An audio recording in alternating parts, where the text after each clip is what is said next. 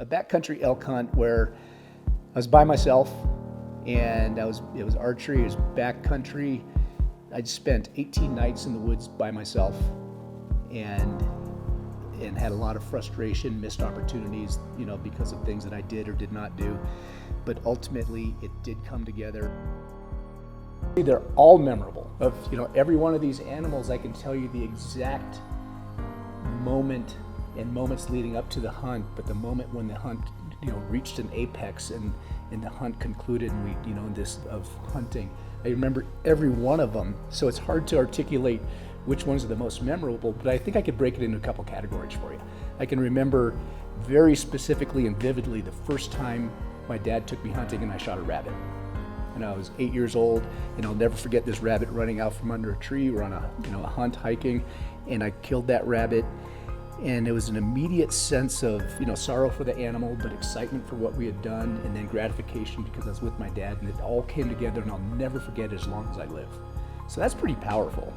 And another category I'd put it into is when you start sharing that back with your own son. So the first time I ever went hunting with my son, and he first shot his first rabbit, or when he shot this bull elk this fall. That's his first big bull elk, and I was there with him, and I'll never forget that as long as I live. And I'll also never forget some experiences where I've taken friends hunting who had never hunted before, and they got their first animal. So I think there's something to be said about the firsts that you never really forget.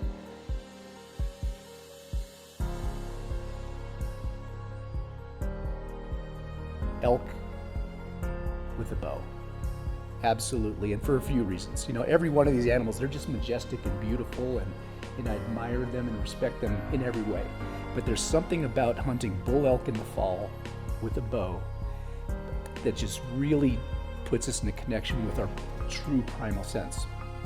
When you go out into the field and you're doing the hunt, everything about it, building a fire, hunting an animal, understanding the animal, and appreciating the way it's going to move or where it's going to be at certain times of day, and the actual hunt, and then you harvest it, and you have all this beautiful meat that you can take back to your tribe or your family or whoever it is, and you have sustenance, and you've fed yourself, and there's something so primal in us that this touches on that you simply can't get anywhere else in our day-to-day lives. And I finally had everything, all the sun and the moon lined up correctly, and I was able to harvest a bull elk with my bow 7 miles back from the nearest trail. And then just to stand there in awe of this beautiful creature that took so much effort to put together. And in that moment, it's awe-inspiring because it's the climax of that whole 18-day hunt where I was by myself, and I was out there in nature in a place that few people have ever even stepped. And I was enjoying this moment that touched into something so primal in me that it made me grow as a person just in that moment. And I'll never forget that. It was the most rewarding hunt. And then, of course, the 7 hours of butchering that animal and carrying it out, is also rewarding in a different way. Skip a generation, your dad didn't hunt, the likelihood of you hunting goes down a lot. And then the likelihood of your kids hunting goes down even more. So it's exponential loss of hunting.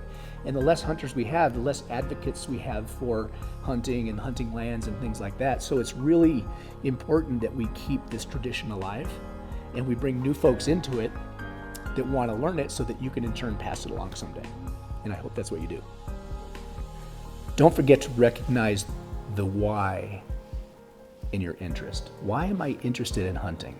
And really try to tap into why you're interested in, and dwell on that, because that's the most important part. If you understand why you want to go and do this pursuit, you'll understand a lot of things about yourself and about hunting in general. If you sit down and say, you know what, for some reason that I can't explain, I have a really innate interest in this stalking of animals in this whole thing. Even though I don't know much about it, I recognize that somewhere it's inside of me, and if I can dust that off and start learning, I can become, rightfully take my place in the apex predator category. And it's so fulfilling. So I think, the place to start is recognize why you want to do it, and then put together a plan. okay, I don't know much about this. I better start researching and then find a friend or a mentor, somebody that can help you kind of understand and learn some of the nuance around hunting. How do you apply for a license? What's the difference between some of the guns and methods of take? Where are some good places to go? And then slowly you start these building blocks of knowledge that eventually you look back and go, wow, I've put together a lot of knowledge around this thing that I didn't know anything about before. But I think it starts with the why, the same with a lot of things.